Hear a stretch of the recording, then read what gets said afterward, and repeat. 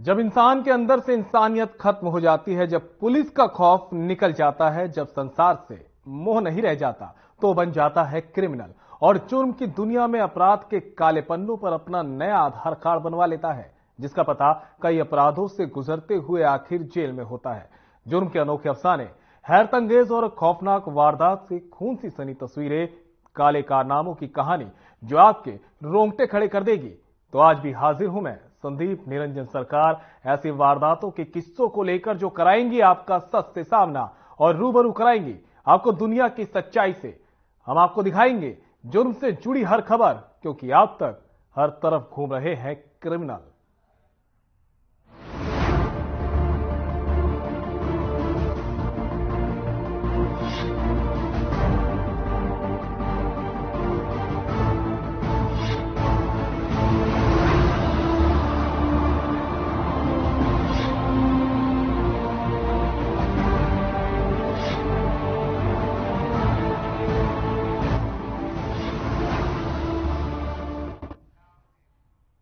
रेवाड़ी के बिहारीपुर गांव के पास जंगल में एक युवती का शव मिलने से सनसनी फैल गई। पहली नजर में यह मामला हत्या से जुड़ा लग रहा है। ऐसा इसलिए क्योंकि युवती का चेहरा पूरी तरह से कुचला गया है। देखिए रिपोर्ट।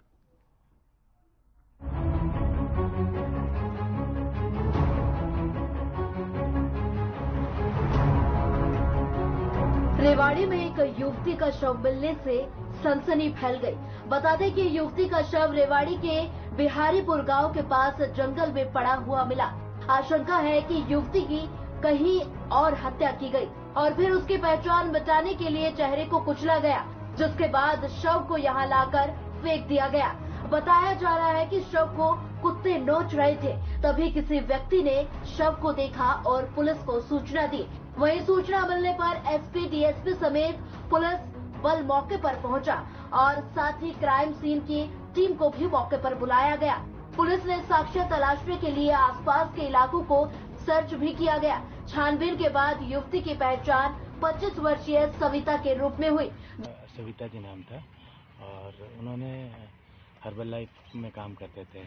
उनके कोई कलीग था, उसने पहले 2-3 महीने पहले 1 लाख रुपए मांगे थे कि हम नया व्यापार शुरू कर रहा था, मुझे चाहिए।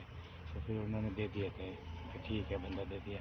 फिर वापस मांगे तो उसने नानौकरी शुरू कर दी थी। फिर भी 1 तारीख को उसने बोला था मैं दे दूंगा पैसे।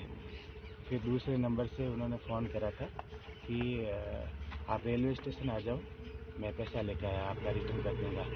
वो रेलवे स्टेशन गई तो उसको गुमराह किया कि मैं अभी नहीं लेके आया, मैं मेरी सिस्टर से दिलाऊंगा। तो उन्होंने बोला मेरे साथ चलो, मेरी सिस्टर से दिला दूंगा। फिर उन्होंने सिस्टर का बहाना बना के गाड़ी में बैठा के ले गए और सिटी से दूर लेके जाके गला घोंट दिया इन्होंने। और मेरे जो रिलेटिव है नरेंद्र जी ने फ़ोन भी करा, तो फ़ोन में जो राजस्थान के अलवर की रहने वाली थी, सविता निजी कंपनी में काम करती थी और हाल में रेवाड़ी के हंसनगर में रह रही थी। सविता के परिजनों ने बताया कि सविता के साथ काम करने वाला अरुण, उसको सविता ने 1 लाख रुपए दिए थे, लेकिन अरुण पैसे वापस नहीं कर रहा था। जिसके बाद एक दिन पहले अरुण ने पैसे देने के बहाने सविता को रेवाड़ी रेलवे स्टेशन बुलाया, जहां अरुण पैसे लेकर नहीं आया। इसके बाद अरुण ने कहा कि वो पैसे अपनी बहन के पास जाकर दिला देगा, लेकिन अरुण ने सविता का गला घोंटकर हत्या कर दी। चल रही थी आवाज, तो चिल्लाने की और चीखने की। जैसे वो ग्लव्स पहले दिन ही देख लिया था, उसके बैग में ग्लव्स और पूरी ऐसी प्लानिंग कर रखी थी। तो उन्होंने फिर ग्लव्स वगैरह पहन के और चीखने और चिल्लाने की आवाज़ आई थी। कार के अंदर ही वो उन्होंने गला घोंट दिया। कौन था ये व्यक्ति? ये उनके कलीग ही था, अरुण। तो लड़की कब से गायब है? लड़की कल शाम 5:30 बजे उनको किडनैप कर लिया गया। क्या आपसे उन्होंने पैसे की मांग की थी? अरुण ने पैसे की मांग नहीं करी थी, उनको ऑलरेडी पैसा दे रखा था। उनसे 1-2 बार मांगा था वापस 1 लाख रुपए। अच्छा। तो उसने नानौकरी शुरू कर दी थी कि मेरे पास नहीं है। फिर उन्होंने बोला था कि मैंने अकाउंट टू अकाउंट दिए हैं, तो आप को मैं कंप्लेन करूँगी, पुलिस कंप्लेन। तो वो बंदा सनकी था, उसकी वजह से उसने ये प्लानिंग करी। इन्होंने प्लानिंग पहले से ही कर दी थी, 2-3 दिन पहले से ही। तो उनके सिम्टम्स ऐसे आ गए थे।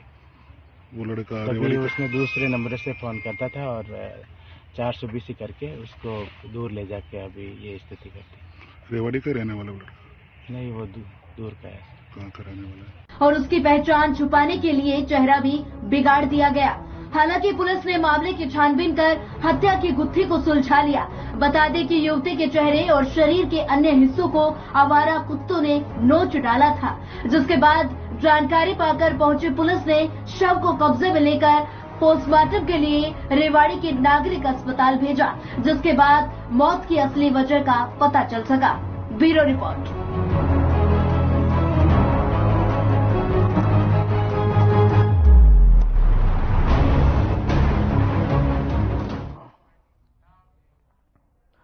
कोसली में एक सरपंच के पति को पत्नी की सत्ता का इतना गुरूर हो गया कि जिन्होंने उसकी पत्नी को चुना, उन्हीं लोगों को सरपंच पति पैरों की धूल समझने लगा।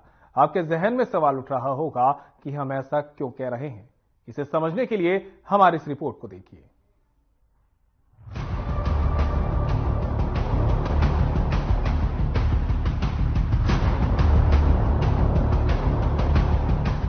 बता दें कि जाटूसना गांव की सरपंच संयोगिता है। उसका पति मनोज उसके साथ निर्माण कार्यों की देखरेख करता है। गांव में गली निर्माण का कार्य चल रहा था, जिसका युवक ने विरोध किया, जिसको लेकर सरपंच के पति मनोज ने अपने साथी के साथ मिलकर युवक को सरेआम पीटना शुरू कर दिया। विनोद का बीच बचाव करने पहुंची विनोद की मां और भाभी को भी सरपंच पति ने नहीं बख्शा। उनके साथ भी सरपंच के पति ने अभद्रता करनी शुरू कर दी, जिसकी तस्वीरें कैद हो गई। वीडियो में साफ तौर पर देखा जा सकता है कि कैसे सरपंच का पति मनोज गाली दे रहा है। इसकी शिकायत उन्होंने जाटूसना पुलिस को दे दी है, जिसके बाद पुलिस ने आरोपी के खिलाफ कार्रवाई करने का आश्वासन दिया है। वहीं पीड़ित परिवार का कहना है कि पिछले 3 दिनों से वो थाने के चक्कर लगा रहे हैं, लेकिन उनकी फरियाद को अनसुना कर उन्हें प्रताड़ित किया जा रहा है। गांव में कोई भी बात नहीं थी, कोई भी झगड़ा नहीं था। जो गली का था वो गली मोहल्ले वालों ने सभी ने अपनी एप्लीकेशन लिख के दी हुई है, उस पे सिग्नेचर करके दिए हुए हैं और किसी को कुछ भी नहीं पता था। ये अपने घर के अंदर थी, माताजी तो वो किचन में काम कर रही थी, इसको अंदर से लेके आए और बाहर मारपिटाई स्टार्ट कर दी।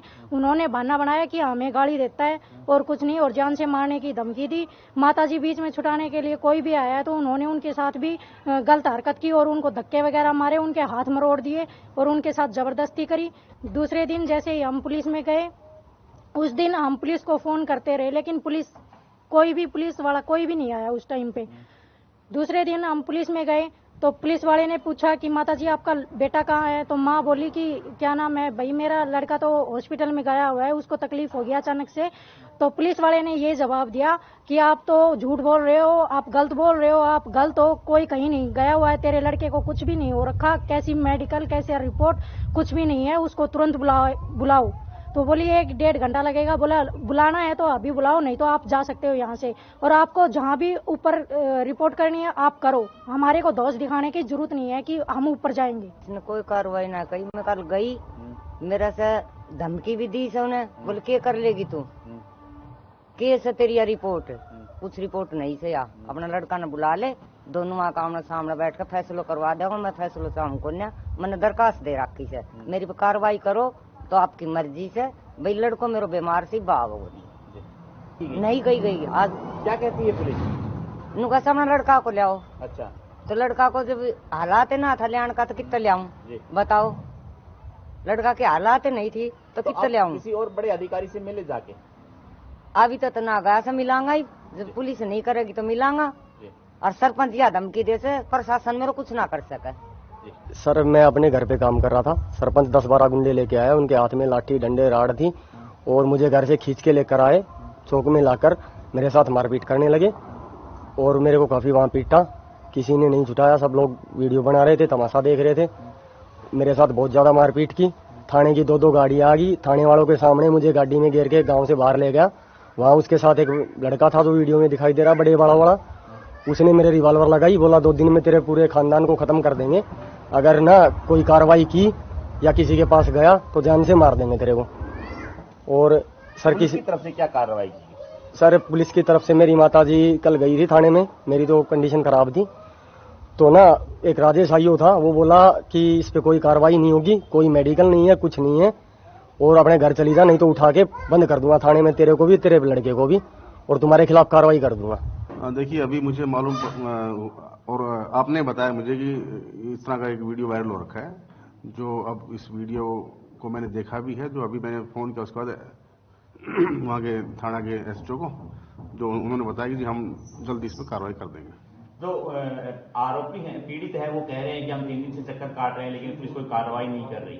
आखिरी में हमें या तो डीएसपी साहब के पास जाएंगे, एसपी साहब के पास जाएंगे, तो किस प्रकार का आश्वासन उन लोगों को देंगे? देखिए मेरे पास अब तक वो आए नहीं है, लेकिन जैसे ही वो आएंगे मेरे पास मैं भी जो मेरे जो थाना जो स्टाफ उनको मैं बिल्कुल डायरेक्शन दूंगा, और मैंने उनको फोन भी कर दिया इस बारे कि भाई वो इस बारे में जांच की जाए कि भाई ये जो बाहर के लोग हैं या गांव के लोग हैं या उनके परिवार के लोग हैं।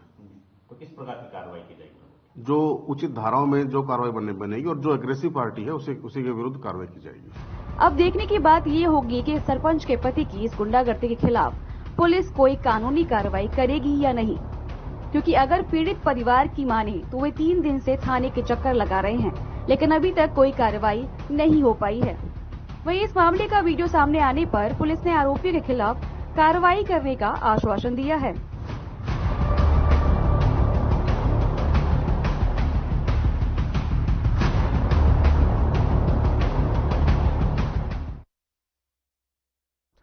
तो वहीं झज्जर में अपराधियों के हौसले इतने बुलंद हो गए हैं कि लूट जैसी वारदातों को सरेआम भी अंजाम देने लगे हैं। इस बदमाशों के दिलों में पुलिस का जरा भी खौफ नहीं रहा। हमारी इस रिपोर्ट में देखिए कि आखिर झज्जर में ऐसा क्या हुआ कि यहां पुलिस की कार्यशैली पर सवाल उठने लगे।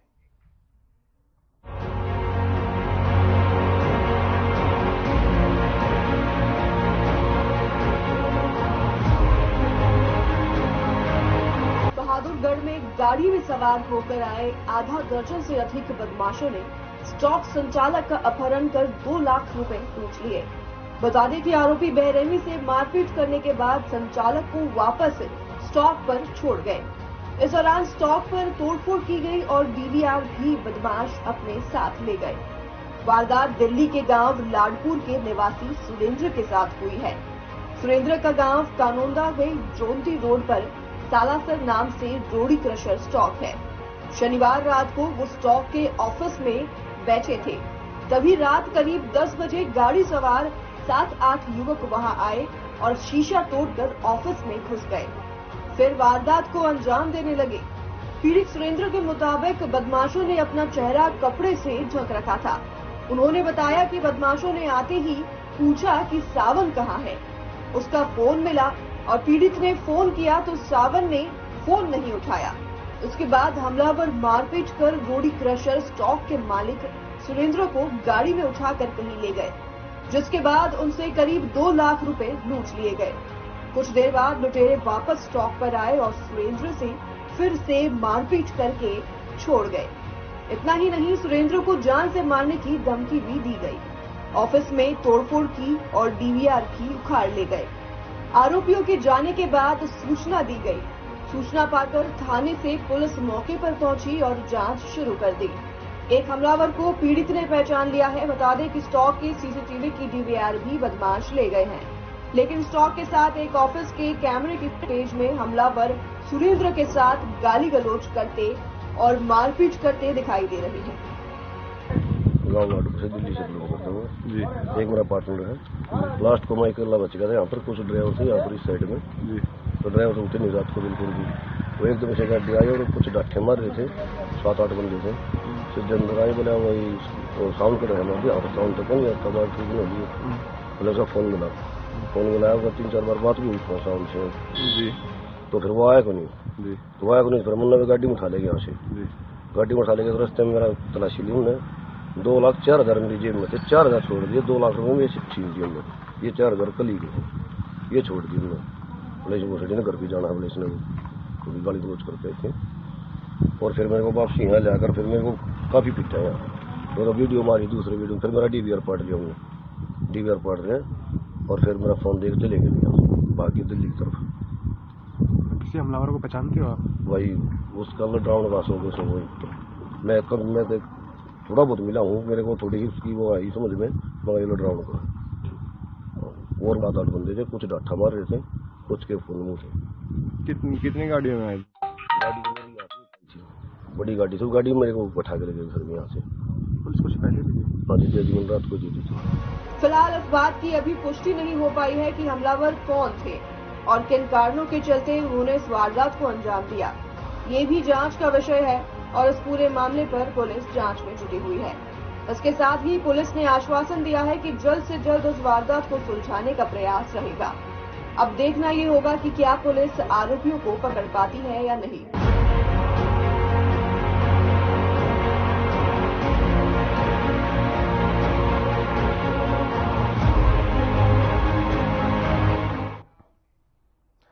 अंबाला में खुलेआम कोक के कातिल अपना काला कारोबार चला रहे थे। जब स्वास्थ्य विभाग को इसकी भनक लगी तो उन्होंने जाल बिछाकर छापेमारी की और सूचना को सही पाया। हमारी ये रिपोर्ट देखिए और इस पूरे मामले को समझिए।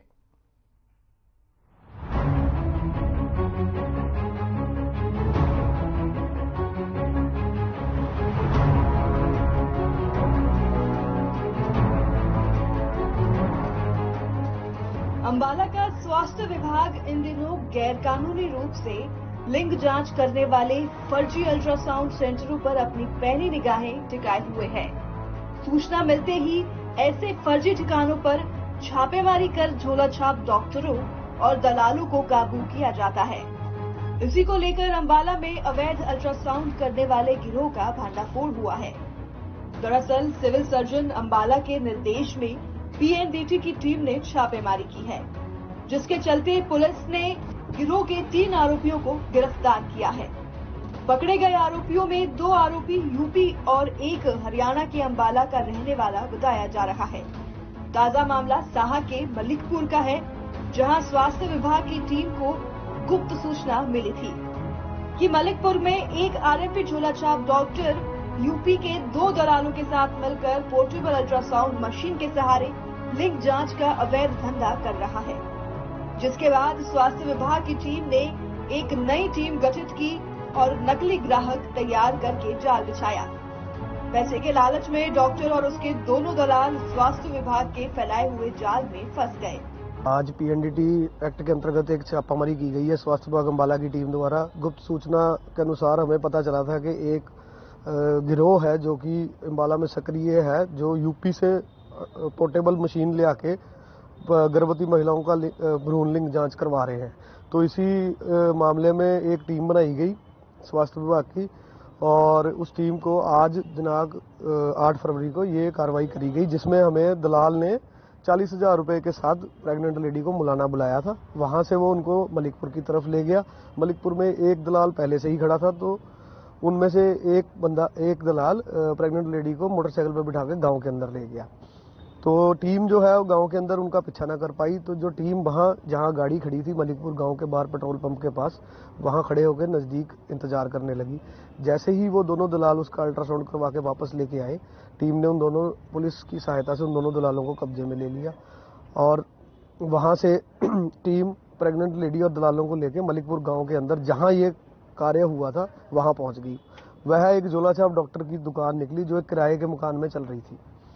वहां पहुंचने पर वहां टीम के पहुंचने से पहले ही जो आदमी सहारनपुर से, जिसका की नाम आकाश है, मशीन पोर्टेबल लेके आया था टेस्ट करने के लिए, वहां से फरार हो चुका था।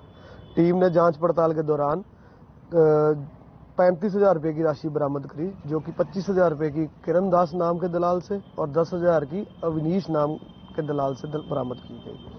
अभी टीम जो पुलिस स्टेशन साहा में आगे की कार्रवाई के लिए मौजूद है। बता दें कि पुलिस ने आरोपियों को पकड़ने के लिए उनसे नकली अल्ट्रासाउंड जांच कराने की डील की। बाद में पुलिस की तरफ से 40,000 रुपए में महिला के भ्रूण लिंग जांच का सौदा पक्का कर लिया गया, जिसके बाद दलाल मोटरसाइकिल पर महिला को अपने साथ ले गए और उसका अल्ट्रासाउंड करवाया। जैसे ही वो वापस पहुंचे तो पहले से तैयार टीम ने दोनों दलालों को कब्जे में ले लिया और फिर मलिकपुर में झोला छाप डॉक्टर को भी काबू में कर लिया। इस घटना पर team member doctor Balvinder Kaur ने बताया कि आरोपी अवैध रूप से गर्भवती महिलाओं का अल्ट्रासाउंड कर उनसे हजारों रुपए वसूलते थे। टीम ने मौके से 35,000 कैश भी बरामद किया है। साथ ही अवैध पोर्टेबल मशीन की बरामदगी के लिए टीम आगे की जांच कर रही है। हमारे पास सीएमओ बलविंदर कौर जी ने कंप्लेंट दी थी। उन्होंने गांव मलकपुर के अंदर एक रेड मारी थी। यहाँ किसी घर के अंदर एक बुरन जांच चल रही थी। उन्होंने रंगे हाथों पे 3 लोगों को पकड़ लिया था। एक आदमी उनसे फरार हो गया था, जिनमें उन्होंने कंप्लेंट देने पे हमने पर्चा दर्ज कर दिया है और आज हमने उनको कोर्ट में पेश कर दिया है। पकड़े गए कितने आरोपी थे? 3 आरोपी पकड़े गए थे मौके पे। एक आरोपी फरार हो गया था। अब इसकी जांच चल रही है। फिलहाल इस मामले में साहा पुलिस ने स्वास्थ्य विभाग की टीम की शिकायत पर आरोपी डॉक्टर और उसके दोनों दलालों को गिरफ्तार कर पीएनडीटी एक्ट के तहत मामला दर्ज कर लिया है। एक आरोपी अभी भी फरार बताया जा रहा है, जिसकी अंबाला पुलिस तलाश कर रही है। Bureau report.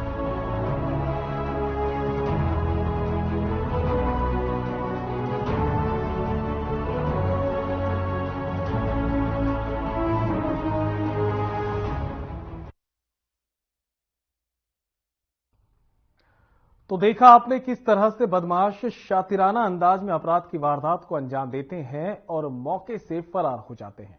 हमारा इस खास कार्यक्रम का मकसद आपको डराना नहीं था, बल्कि आगाह करना था, क्योंकि हो सकता है कि कोई बदमाश दोस्ती और अपनेपन का चोला पहनकर आपके आसपास घूम रहा हो। तो सावधान रहिए और ऐसी ही वारदात भरी कहानियों के लिए देखते रहिए हमारा खास कार्यक्रम क्रिमिनल।